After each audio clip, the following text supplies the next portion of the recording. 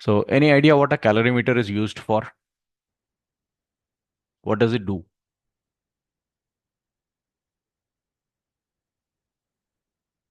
Basically, it's a device which measures heat exchanges. Okay, how much heat is exchanged between one object and another.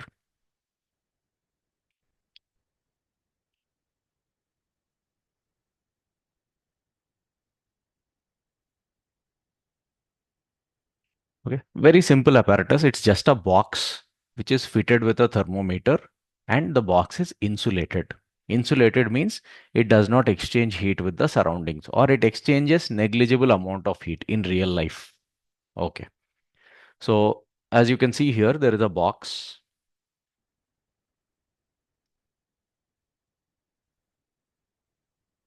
Let's say the box has a mass mb, and it will be made of some material, and let's say that material has a specific heat SB. Okay, SB is the specific heat of the material with which the box is made. Okay, inside the box there is some water.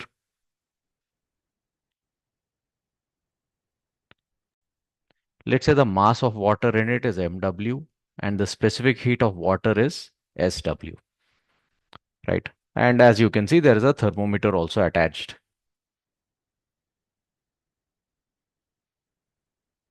The thermometer helps you know the temperature of the contents of the box, and the water and the box are in contact with each other, so they can exchange heat. Usually they will be at the same temperature. Okay, temperature of water and temperature of box will be the same. Okay, this box has insulation outside, so heat will not be exchanged with the surroundings. Fine. So the mass of the box, specific heat of its material, mass of water and specific heat of water, these are known to us. Now let's say there is some random object.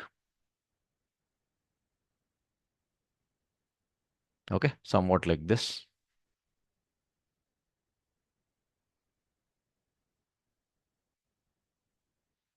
Let's say the mass of this object is m naught,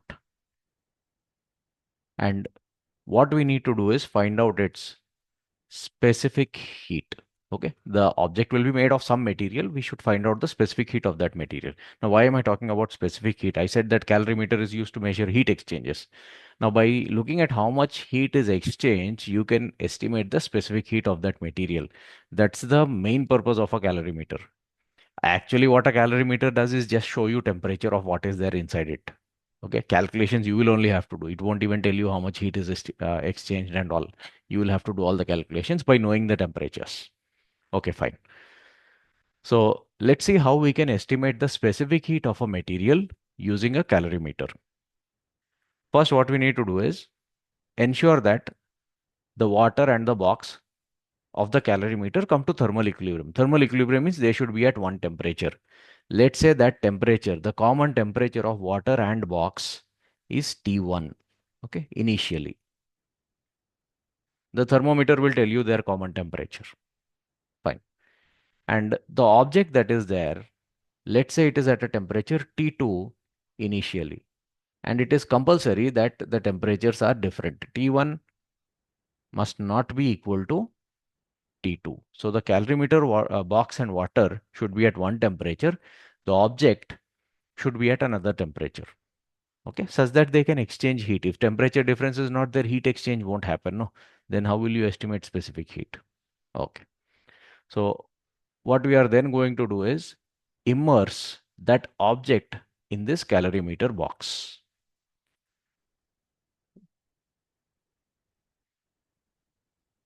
Now, since they are at different temperatures, when you put the object into this box, okay, just a moment.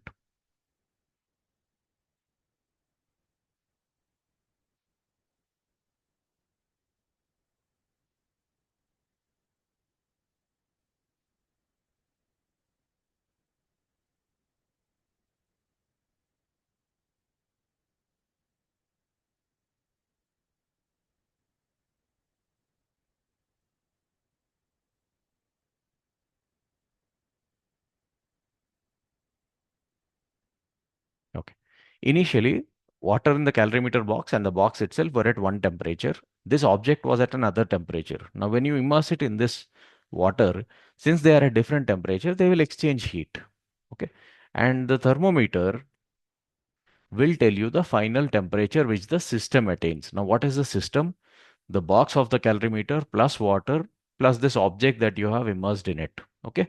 Let's say they all have a final common temperature of T.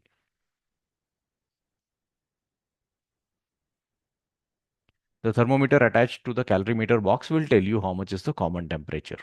Okay. So initially, water and the box were at one temperature T1. The other object was at a temperature T2. Now, when you put the object into the calorimeter box, they'll all exchange heat and come to a final common temperature T. All the temperatures are known to us. Okay. What is it that we want to find out? We want to find out the specific heat of the material with which the object is made. That's all. Okay.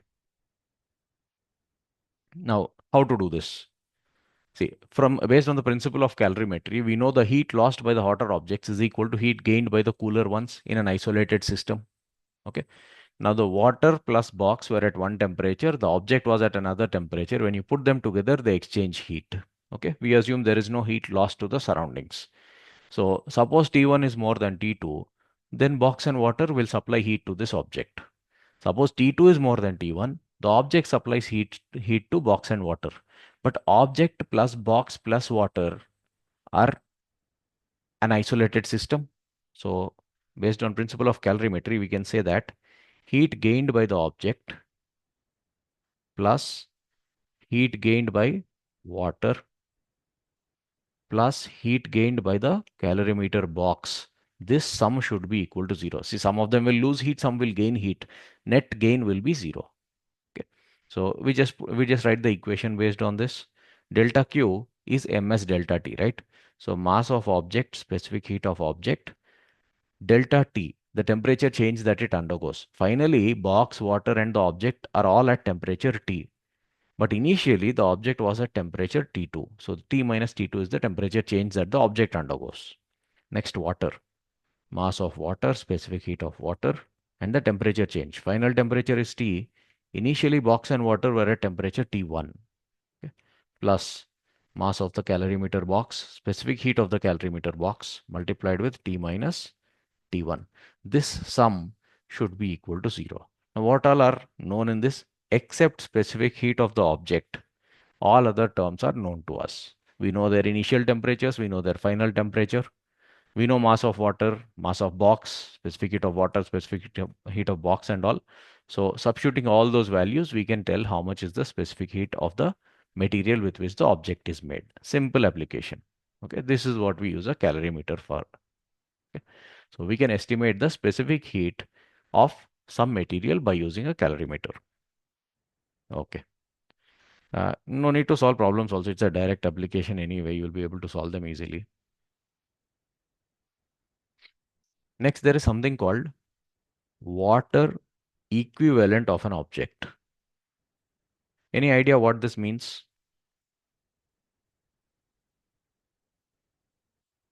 Water equivalent of an object.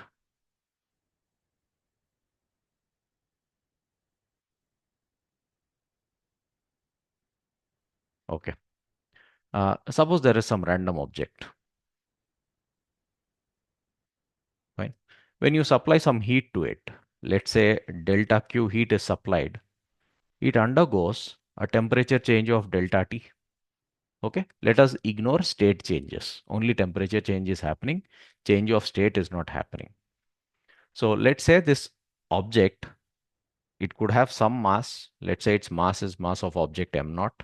Specific heat is specific heat of object s naught. Let it be. When some heat is supplied to it, let's say it undergoes a temperature change of delta T. Then it is also possible that a certain amount of water, okay, you take some water in a container.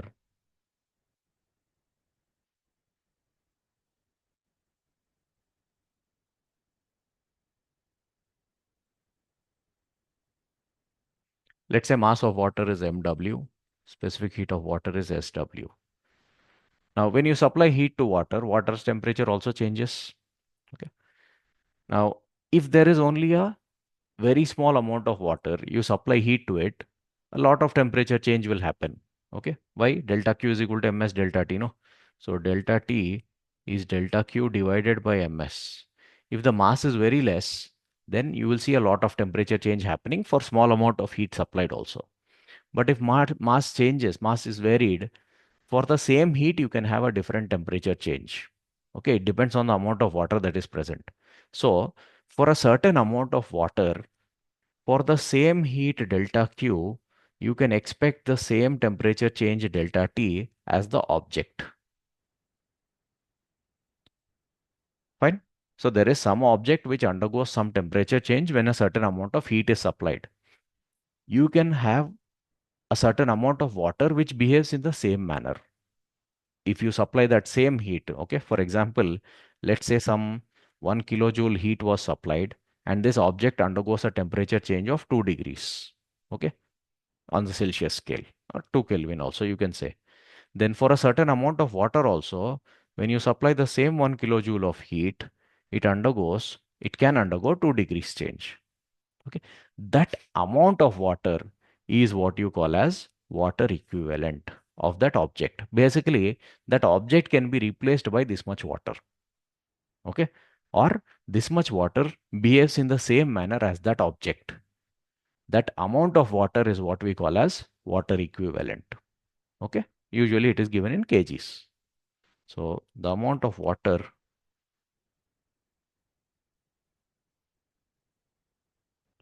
which behaves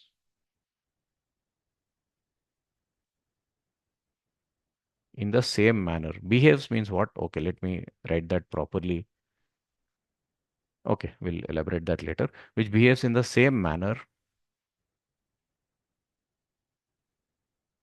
as a given object is called the water equivalent of that object.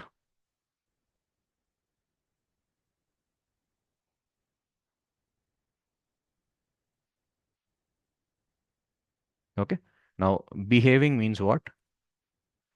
Undergoing the same temperature change when the same amount of heat is supplied.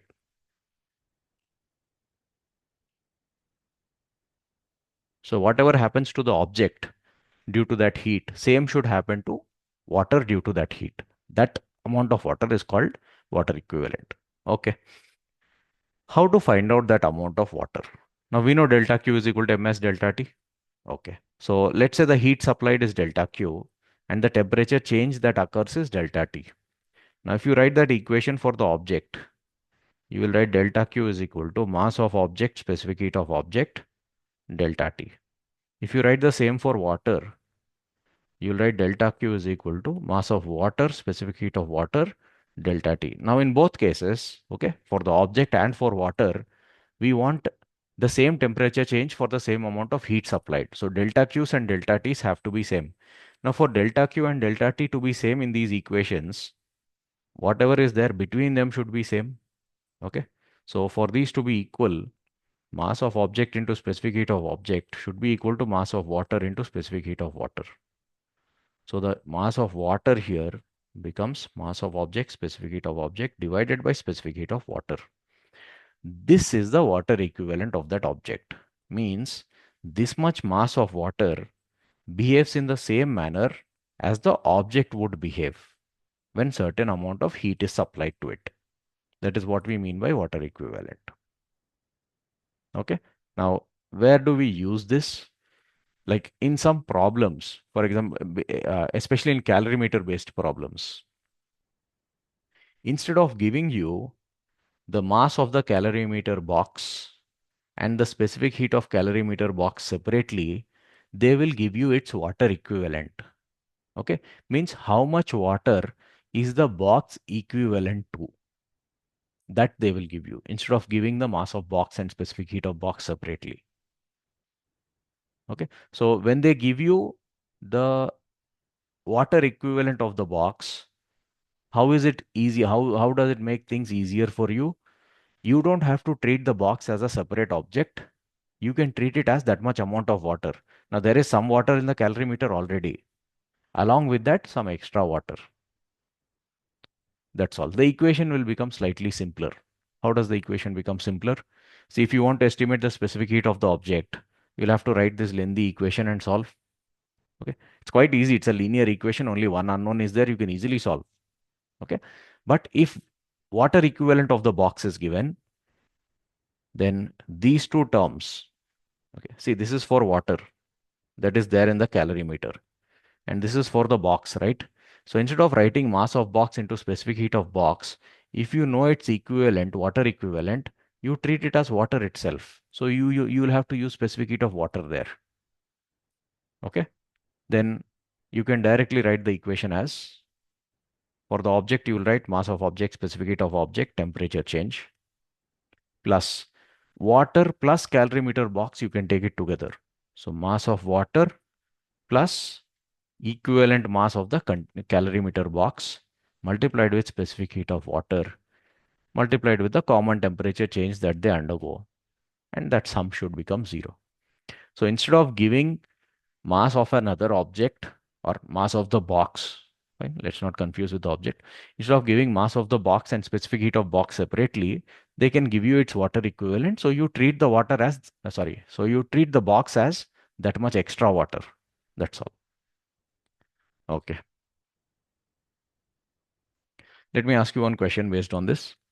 Now, if you remember specific heat of water, the actual specific heat of water is 1 calorie per gram per Celsius degree. In SI units, it will be 4200, close to 4200 joule per kg per Kelvin. Okay. Uh, let's say there is an object whose mass is 20 kg and whose specific heat of the object is 700 joule per kg per Kelvin. Okay. I want you all to calculate the water equivalent of this object. Means how much water can this object be replaced with such that it behaves in the same manner.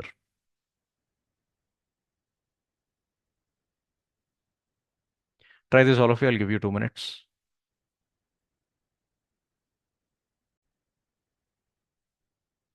Right. I got two answers as 3.33. Okay. One 3.34 kg. Fine. So how do you calculate water equivalent of an object? Basically, what does water equivalent mean? The amount of water which undergoes the same temperature change for the same amount of heat supplied. So you just have to write the equation delta Q is equal to ms delta T. So delta Q is equal to mass of object, specific heat of object, delta T. And when the same amount of heat delta Q is supplied, what mass of water undergoes the same temperature change? So the delta Qs and delta Ts in these equations are equal. And when delta Q and delta T are equal, whatever is there between them has to be equal. That's all. So mass of water into specific heat of water should be equal to mass of object into specific heat of object. So the equivalent mass of water will be mass of object multiplied with specific heat of object divided by specific heat of water. 6 times 20 by 6 is the answer, 3.33.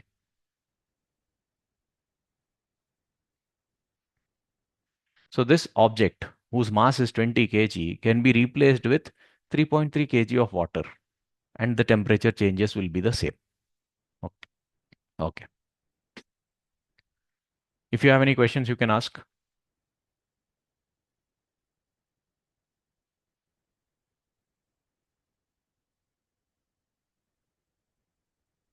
Right.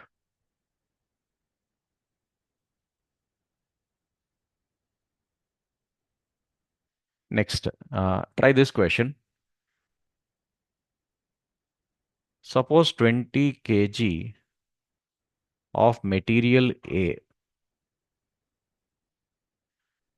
having specific heat, let's say 500 joule per kg per Kelvin, is mixed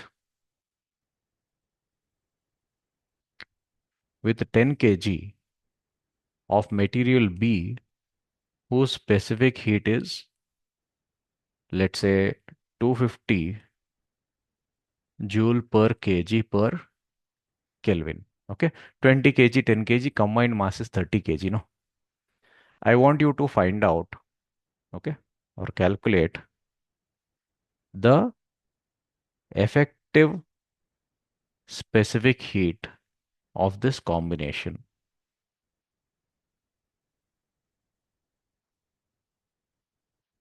or composite material, you can say.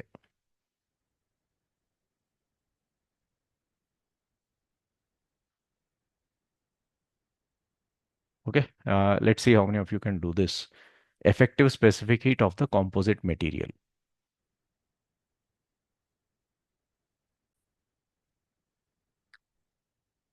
Another answer as 4.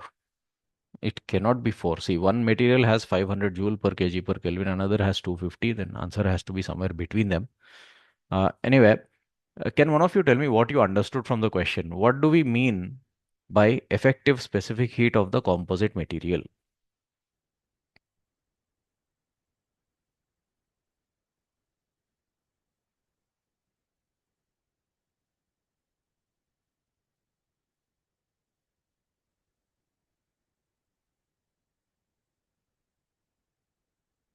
The ones who have given the answer, what did you understand from this?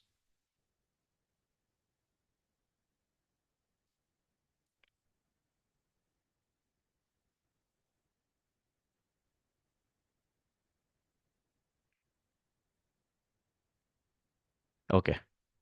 So see, there's 20 kg of one material, 10 kg of another material mixed. No, we have to now treat it as a single material.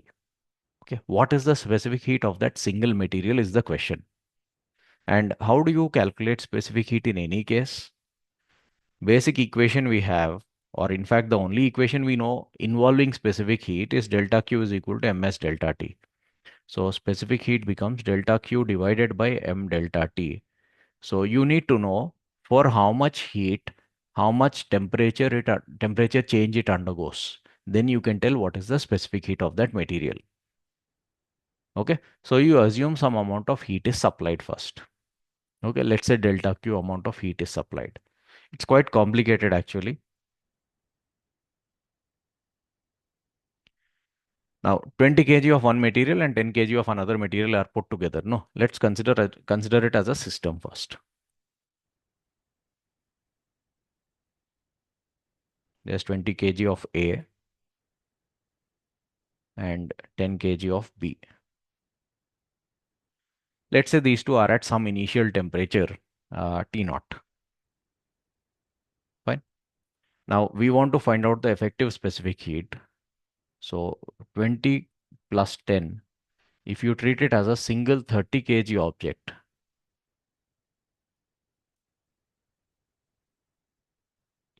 let's say that 30 kg is also at initial temperature T naught. Okay. Now you supply some heat to this system delta Q. Okay. Supply the same amount of heat to this system also. Okay. Imagine it is supplied.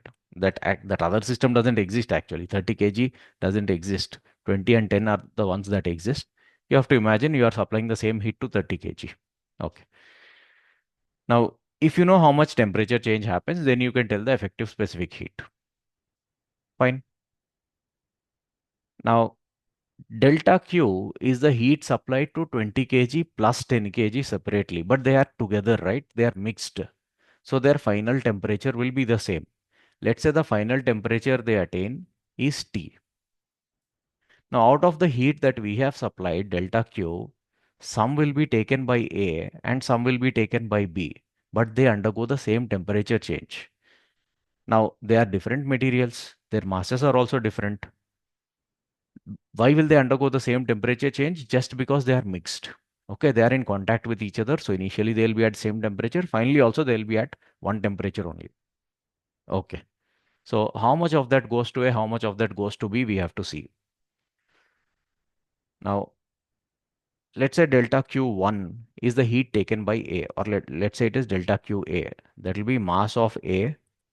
Specific heat of A is how much? 500 it is given to you. And the temperature change it undergoes is T minus T naught. Okay. Delta Q B, the heat absorbed by the material B, will be mass of B. Specific heat of B is given 250 and it undergoes the temperature change T minus T naught. And the sum of these two is the total heat given to this system. Okay, composite material. So total delta Q will be heat absorbed by A plus heat absorbed by B. That will be 20 into 500. I'll write it as 10 into 10 power 3, or okay, 10 into 10 power 3 into T minus T naught. That is for A, plus 250 into 10 is 2500. That becomes 2.5 into 10 power 3 into T minus T naught is the heat absorbed by B. Okay. The sum of both is the total heat that we have supplied. Now we want the effective specific heat of this composite material. So we are going to treat the combination as a single material now, whose mass is 30 kg. Okay. And that single material specific heat is what we need to estimate. So when the same amount of heat is supplied, delta Q, it should undergo the same temperature change. Okay. For that, how much specific heat should it have? That is what we mean by effective specific heat. Okay. So how do you write the equation for 30 kg? You write delta Q is equal to M S, that is effective specific heat, multiplied with T minus T naught. Means whatever is happening to this mixture of 20 plus 10 should have the same should happen to 30. For that, how much is the specific heat that 30 kg should have? That is what we mean by effective specific heat of the combination. Okay. So for the object, what are we writing? Sorry, for the composite object, what are we writing? 30 into effective specific heat into T minus T naught. So this should be equal to 30 multiplied with effective specific heat multiplied with T minus T naught. That's all. If you equate them, T minus T naught gets cancelled. So effectively, what did we do here? Mass of A, specific heat of A, mass of B, specific heat of B. That is what we wrote here. This 10 into 10 power 3 is nothing but mass of A into specific heat of A. This 2.5 into 10 power 3 is mass of B into specific heat of B. Becomes equal to combined mass of A plus mass of B multiplied with effective specific heat. So what is the answer that we are getting finally? Effective specific heat is simply mass of A, mass of B, sorry, mass of A, specific heat of A, plus mass of B, specific heat of B, divided by Ma plus Mb, mass of A plus mass of B. Simple. Okay. But see, this is I mean, usually you will not find this question in books also. So let's say this was a new situation. Okay. For most of you, this was a new question only. But you have to understand what they are expecting you to find out. Okay. So you are given this term effective specific heat. You have never heard this term before. You don't know what it means, but you can get some meaning out of it. Effective specific heat of this composite material means if we consider it as a single material of 30 kg, what is the specific heat that it would have? Okay. And you have to understand the condition also by yourself. The condition is that for a given heat, whatever temperature change the materials separately undergo, the composite material should undergo the same temperature change for the same heat. For that, whatever is the specific heat is called its effective specific heat. Okay. They don't have to tell you all this in the question. You should understand that on your own. Okay. Anyway, if you solve this problem that way, the answer becomes 10 into 10 power 3 plus 2.5 into 10 power 3, effectively 12.5 into 10 power 3 divided by mass of A plus mass of B is 30. So 110 if we cancel. 12.5 by 3 is 4 point something. Okay, 4.16. Okay, 4.16, 4.17 you can write. Multiplied with 100. So around 417 joule per kg per Kelvin. That is what we mean by effective specific heat. Okay, good.